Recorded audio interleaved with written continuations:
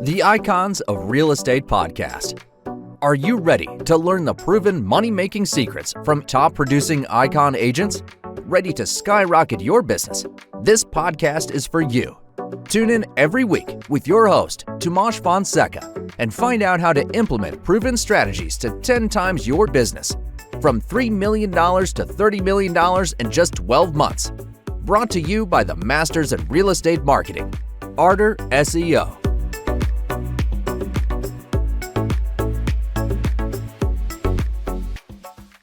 Hello and welcome back, ladies and gentlemen, to the Icons of Real Estate podcast. I'm your host, Timothy Kataina, and today, ladies and gentlemen, I've got a banger. Man, you guys know that we always bring you the best of the best on the show. And today is no exception because we didn't get you the best.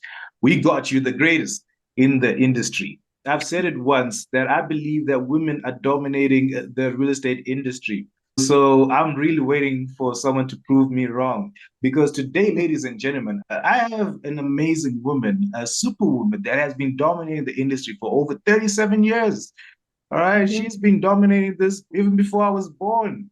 And she's been consistent and her team has been doing wonders. Ladies and gentlemen, you're wondering, who am I talking about? Ladies and gentlemen, please help me welcome Melissa Thompson. Melissa, welcome to the podcast. Thank you. Thank you. What a great introduction. I appreciate that. I try my best. You know, one of the things that I always get nervous about is when I have professionals such as yourself on the podcast, I always want to make sure that I shine the light on them the way they deserve. And I'm like, wait, you know what? I'm going to do my very best. And I hope that was the best for you. Great. All right, Melissa. You know, let's jump straight into it. Let's get to know you a bit and how you got into real estate because 37 years in the industry, you've definitely seen a lot. You've seen a lot of changes, but we first want to know how it all started. Sure. So I'm actually a second generation realtor. My dad was a real estate agent. He was in sales for Sears a long time ago, and they kept moving us around. And I have a younger brother. So in early 70s, he decided he was tired of all the moving.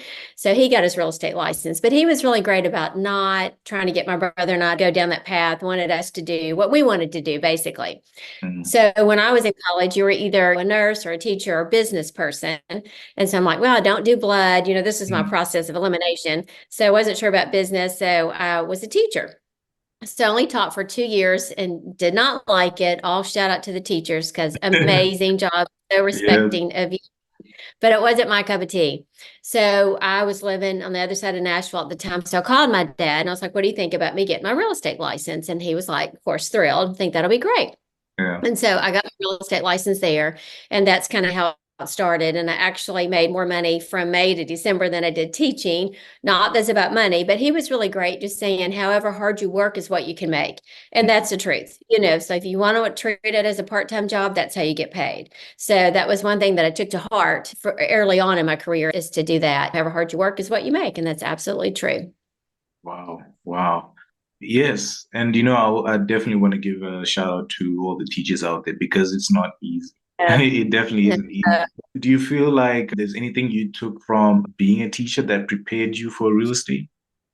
Yeah, and probably the education part of it. I'm a huge learner too. I love learning. So I got all the designations I could as quick as I could. And there's even statistics out there that show you how much more money you make with the designations that you have. And at the beginning, you kind of think it's all about the client wants to know your designations, and they don't. They don't care. They don't even know what they mean. I think they respect that you have them, but I don't think they have clarity around what it means. But you gain so much knowledge. And I think earlier in your career, the sooner that you can do that, the better, because you've got more time. You're not as busy. You know, business says the first 3 years are hard in this business. So you should take the opportunity to learn as much as you can, as quick as you can as well. So that was probably for my teaching that helped me with that too, to get designations super fast. Oh, wow. Wow, that's amazing. And I think a lot of realtors don't, especially newer realtors, don't realize how different things were back in the day. I mean, y'all didn't have the internet. You know, No. I heard you had MLS books that were released every now and then. So what were some of the challenges that you faced earlier on in your career and how did you overcome them? Yeah, so just that. Well, we thought we were the gatekeepers. We got the big MLS books that were like phone books that you could, Mm, they're huge, that you carried around and flip through. So trying to find properties like that, and they only came out every 2 weeks. So that was the updated information. So it's just mm, so different, obviously, than what it is now. So as soon as it came out, or you got the listings in your office, or you knew somebody, you could follow up with. But just totally different way of doing business, and didn't even, fax machines and all the things. You physically were meeting people and driving place to place to drop everything off. You didn't realize how much time was spent, but that was the only way to do it. Working an offer, negotiating an offer, meeting people that way too. So just more time consuming, but you had to be super organized, which I think you do as well. So just setting up a system on how that works, whatever that looks like in your business too, and as it ebbs and flows for sure. yeah. And just thinking about that, you are a second generation realtor. Did it ever come with any pressure getting into the industry? I mean, you have a dad that's been doing this, and you're like, I hope I'll be as good as him. Did it come with I any know. pressure, or you just were like, hey, I'm just gonna go for this, or whatever happens, happens. Yeah, we were in the same state, but not in the same town at the time. But even when I was getting my education to get my license, the people that taught it knew my dad because my dad's a teacher. My dad was super well known on top of that and was president of the Memphis board, very involved in the state, all the things. So a lot of people did know him. But when I was starting out, it was like, I'd ask a question in the basic real estate question, the class, and they're just like, "You're Gary Bloom's daughter. Why are you asking me a question?" kind of thing. Which is kind of funny. I was like, yeah, but he Yeah. was great. He was letting us do our thing until we figured it out. So somewhat, I guess, but he's so respected. It was a great honor to be, connected with him too. So it was a blessing to be able to work. And then I moved to Memphis and we worked together for a bit too. So that was awesome too. So lots of benefits for sure. Right. Wow, that's amazing. Now, you have an impressive record. Your track record is amazing. Averaging, selling one home every 2 days. I think when I read that, I was like, what? You are living, breathing real estate right now. And I want to find out what key strategies do you use to achieve this? Because it's just amazing. Yeah, so just leveraging my business kept growing, that you have to figure out you can't do the service you want to provide to everybody with one person.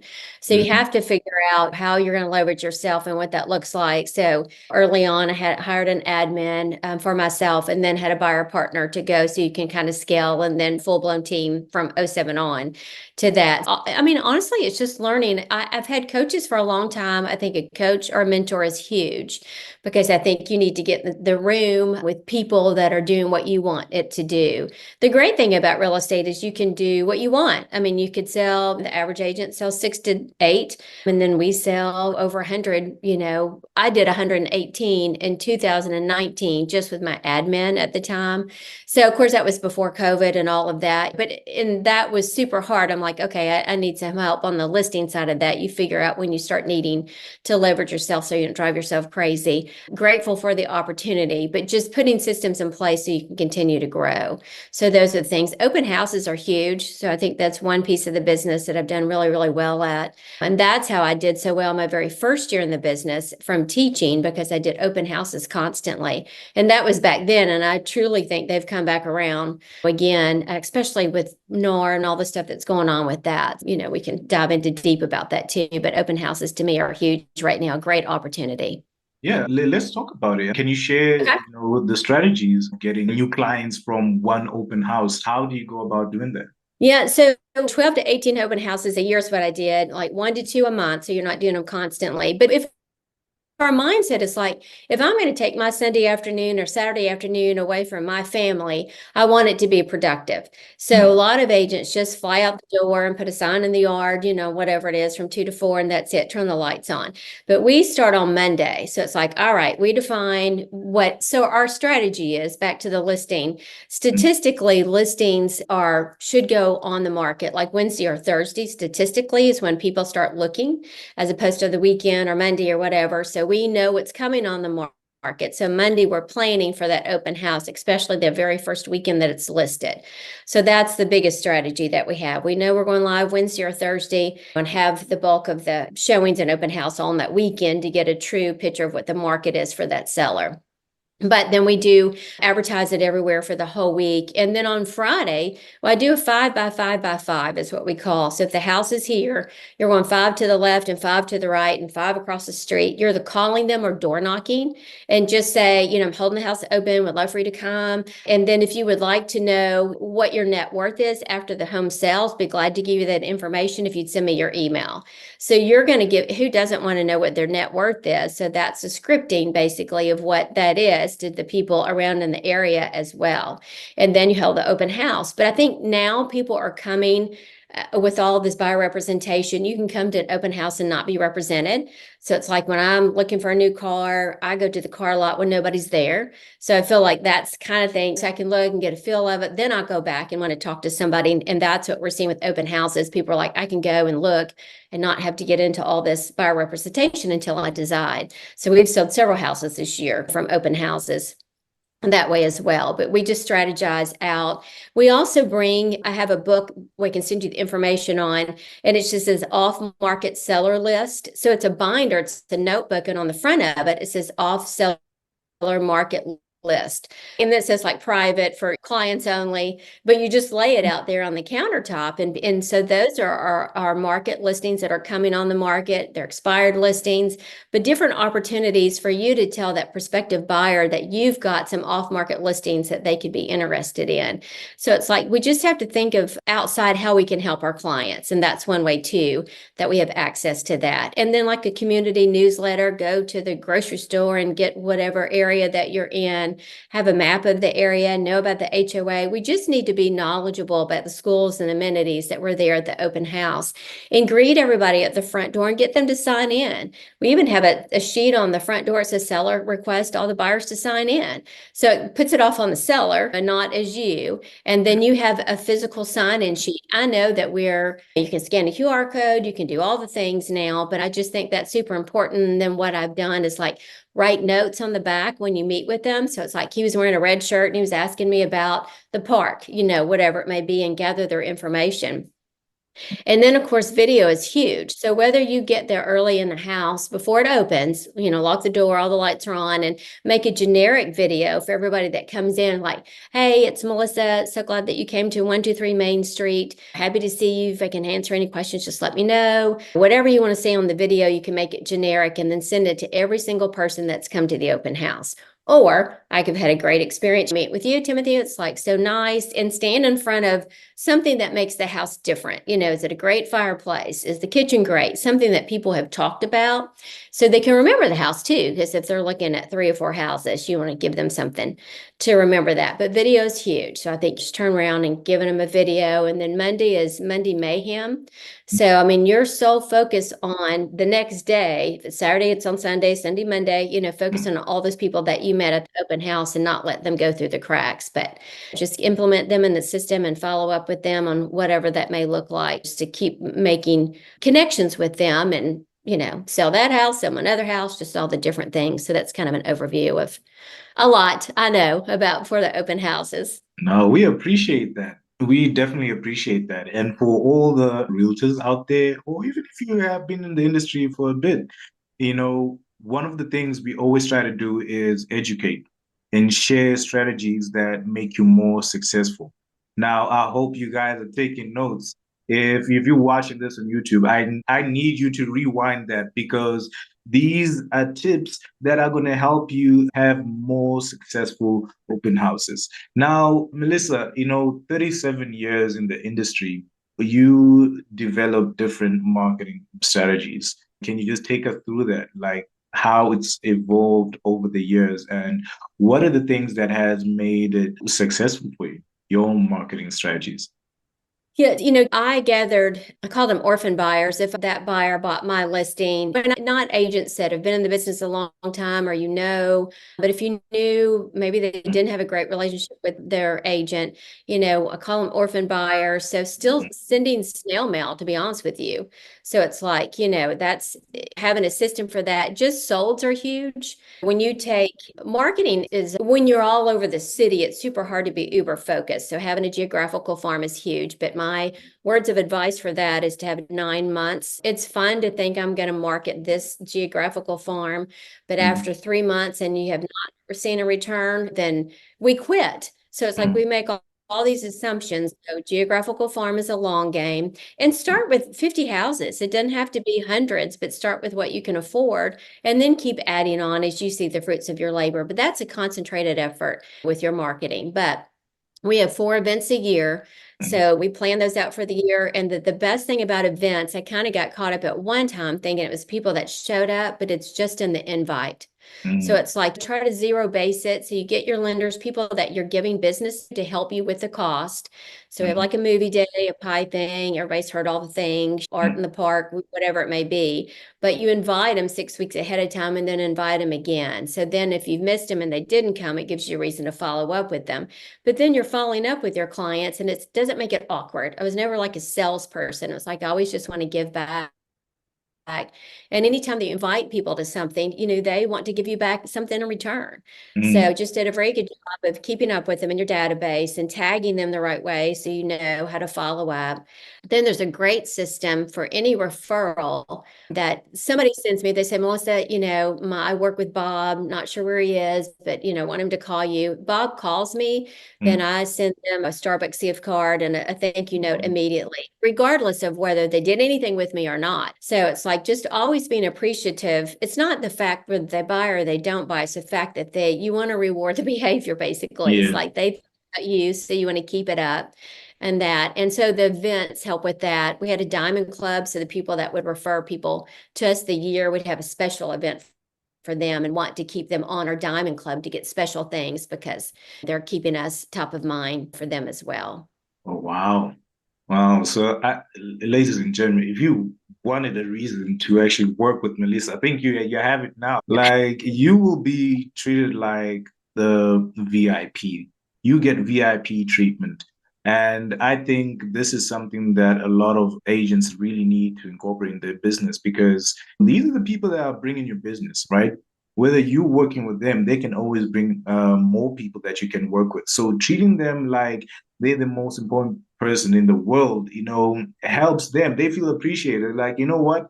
I'm not going to look in any other direction because I got the best service. So I want my friends and family to get the best service too. That is amazing. Thank you so much for sharing that. Now, I do want to take this time to give a special thanks and a shout out to today's sponsors, and that's the Icons of Real Estate Podcast Network. Now, ladies and gentlemen, if you didn't know, the Icons of Real Estate Podcast Network helps you get started with your real estate podcast. So, whatever your goals and dreams are, we bring them to life. Now, my question to you is if you were to get started with the real estate podcast, what would you call it? You know what? Let's ask Melissa. Melissa, what would you call your real estate podcast? Real estate domination. Ooh, I like that because you are dominating it. Real Estate Domination Podcast. Look, who knows? You might just get to see it, but we also want to see yours come to life. So give us a call. Our details are in the description. Now, back to this amazing conversation.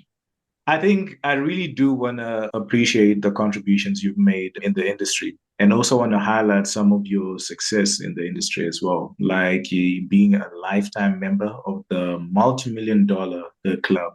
I just want to know what does that mean to you and how did you get to achieve this honor? That's in our local market. So they've changed, they've had to keep raising the limits because the prices have increased. So it was a huge thing you had to sell every year. If you sold at the time, it was like 2 million. So if you did $2 million, that's probably been 15 years ago, you're on it. Then if you had 5 years in a row or 5 years out of 7, then you're a lifetime member of that. So that was in our local area. But it's super, it's just exciting to be part of the top producers in the area too. When you get involved, you get to rub elbows with them in your local area. So that's what that is for us. Oh, wow. And I just wanted to elaborate on the importance of building relationships within the industry, with other realtors. I know that new realtors coming into the industry right now sometimes feel like they're alone, but I think it can be quite advantageous to just have connections within the industry. So can you just share and the importance of building relationships in this real estate industry? Sure. And I think that's one thing that I did differently as well. It's like if Mm, this was going to be my business. I mean, this was my business. It wasn't short term, part time, all the things. It was my business. So mm, I wanted when that other realtor saw my name that they would go, oh, great, she's awesome. Like um, she's easy to work with, she's reputable, she can do what she can. So I always wanted that kind of reputation, which I think is important. I mean, especially COVID, called the unicorn years. I'm like, if you had multiple offers, the relationship you had with the agents did play a part when you had so many to choose from. So you're thinking of that person that's really going to work with you to get the transaction closed. So it's like, I think that's super important. But to help me do that, I was involved with the board on the board of realtors as well. So mm, get involved in that, give back, get involved. And that's how you get to know other realtors as well by participating in the board and those different things to get to know. Plus, you need to know how that works for your business to have a say in your business. And then you just get connections with other people that are like minded and given of their time as well. But I think being involved is huge and helps you with that reputation to get so people know you and you get to know the other realtors as well. All right, thank you so much for that. Now, back to educating realtors out there, especially new realtors. I know some of them want to find out how can I do what you're doing? And can you share tips on how you secure 97% of your listing appointments? And how does that happen? Because a lot of people are trying and they're like, it's not working out. But what strategies do you implement to secure 97% of these appointments? Yeah, that's a process. That's what it who said it? 10,000 hours makes you a pro. And I think that's true. So it's like you Mm, can't just I think you have to treat I spend so much time trying to get the information together for each listing. So I'm not willy-nilly. You can't call me and say, can you be here in 30 minutes to talk to me about listing my house? I won't come. So it's like, no, I mean, you have to be a professional. If you want to be treated like a professional, you have to act like a professional. It's like, no, I don't care if you have nothing to do the rest of the day. You need to know I have time tomorrow at 3 o'clock or give them whatever time so you can get your information together. So, really studying the comps in the neighborhood, knowing all of that. And like I said, I always had a coach or a mentor since early 2000s because that was so important to me to learn. So really studied the listing process as well. So what that looks like. I mean, it shows up when you get there early. You should get there early for a listing presentation, not just to show that you're early, just a few minutes early. And I'm still pen and paper. I mean, it's mm, like when you show up, you need to show up with get out of the car, they're watching you out their window or the ring camera, whatever it may be, and just start taking notes. Because did you know that statistically, if you go to a restaurant and that waiter comes to you and you've got like 15 changes on what you want on your hamburger, I want the sesame seed bun, I don't want any onions or pickles, I want it cooked medium, whatever it may be, and if mm. that waiter is not writing it down, the percentage is super high that you don't leave them as big as a tip because you're anxious on whether they got your Yeah, order right because they that's didn't write it me. down. That's me all the time. Yeah, I mean, right? So I'm even like, if is this they person did gonna get it it right? exactly, so it's Yeah. like there's no way they'll remember all this and it's going to be wrong. So statistically, they don't get as big of a tip. So my Mm, point with that, it was like I know everything's pen and paper was old, but I'm telling you, you're just writing notes and they can hear you writing and they know that you're paying attention to them. So it's mm, like that's one thing I think is super huge, but to get out of your car and start making notes about it. And then just taking control when you walk into the listing. You're not like, oh, thank you so much. Thank you for letting me be here. You're the expert. So it's like, nice meeting you. Appreciate you. Let's go to the kitchen table. You start taking initiative and you direct where the conversation's going. So anyway, so it's just little tidbits. I can go into it a lot more, but just being prepared, send in a pre-listing packet, whatever that looks like for you. I've got a course called List to Exist. It's 4 weeks of things to implement too, if anybody's interested. For like $99, I've recorded it all and put all of my systems in place in there if anybody was interested in that, to break all that down. Well, no, we're definitely interested. How can we get this? How can our audience get this course? Yeah, I'm on like Melissa Thompson at Instagram and TikTok and Facebook. If you just message me, but it's List to Exist is the name of it. And I just implemented it because I think it's super important, especially in this day and age, for the listing part of it. But I just kind of break everything down when you start here and walk into the house. And one thing I think people should check out is High Note. So High Note is my pre-listing packet. So I'm happy to share it. It's in my List to Exist class. You can get a copy of what mine looks like to send it out ahead of time. The neat thing, if you haven't looked at High Note, is that you can see exactly what they're looking at. So it's like if they're looking at, this document for your property condition disclosure or your contract or whatever you may put in there, how to address, what they're going to come up with when you go to the listing too. But that's like my new favorite tool because it's super interactive, and you can send it ahead of time and let them know that you're sending this so they can look at it before you show up as well. And another clue, if you walk in the door and they filled out the property condition disclosure or the sheet asks a lot of questions about their house, okay, that's like mic drop. It's like, you got the listing. It's like, sometimes we talk too much. It's like, you need to go over what you need to go over. But if they have filled out information that you sent ahead of time, then all right, game over. Just get them to sign and talk about what you need to talk about and move on. So. All right, all right. Thank you so much. Now, before we leave, I'd love to hear from you. What are the 3 habits that make a successful realtor, that make a top producing realtor?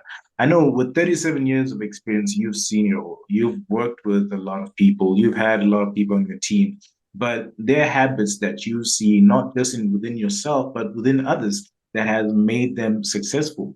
And would love to share that with our audience because I believe that someone out there definitely wants to become the best version of themselves in their industry. So, Melissa, what are the 3 habits that make a successful realtor? I think the 3 habits, if you've read Atomic Habits by James Clear, he talks about changing just 1%. If you change the direction of a plane, even just 1%, how far off course you can go. But it's just in the little things in your mindset. Like I said, the first 3 years are super tough, and I don't try to sugarcoat it for a new agent because I'm like, it's going to be hard the first 3 years until you start getting repeat business and your name out there. So getting up, my point being getting up and showing up every day. And that's a mental thing. It's like, okay, I'm going to get up. A lot of times we're not sure what to do. I also have another thing called 60 points of rhythm is what I did for years. So it's like what that is, it's like, you make 25 phone calls, you get 25 points. You're right. I still think handwritten notes are huge. So I look on Facebook all the time. You can tell everybody's life on Facebook. Their child just lost their first tooth. Send them a note for that. And it's like, it's not real estate stuff. It's just making connections. This is a relationship business. So say you're going to make 10 connections on social media, 25 phone calls, 10 note cards, whatever that may be for you. And you did 60 points of rhythm a day. Just think how your real estate life would change if you just got up and had that into place every day, as opposed to letting the non-important stuff kind of take over your day and think, oh, I've worked all day long, but you haven't talked to one single person about real estate.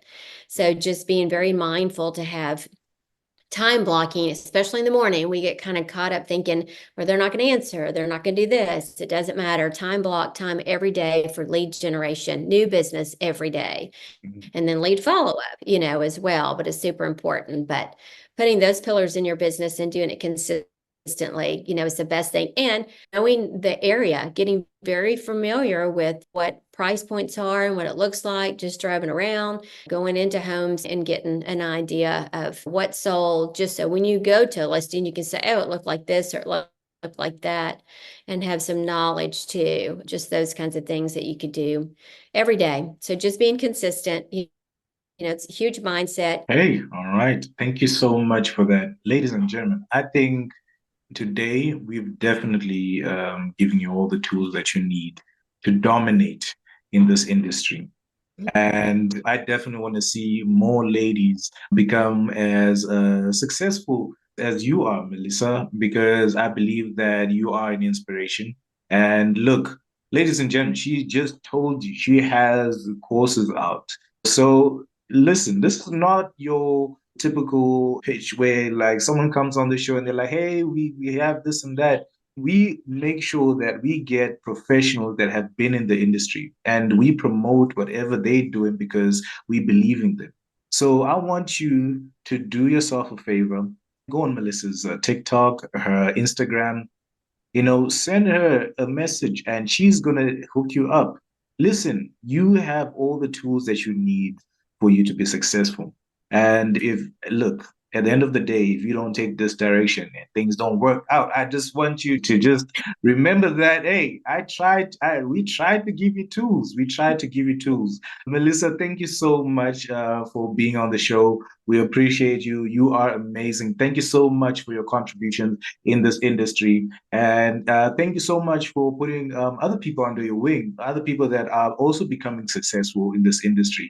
So, from the Icons team and myself, thank you so much for being a fantastic dominator in this industry. Thank you so much. Yeah, if I can help in any way, please reach out. I'm happy to do so. All righty. All right. Thank you. Now, ladies and gentlemen, I know that this episode has definitely added value into your life. Now, do your friends a favor and share this with them because trust me, they will love you forever. Ladies and gentlemen, it has been the amazing Timothy Kataina with the extraordinary Melissa Thompson. Till we meet again, take care and peace.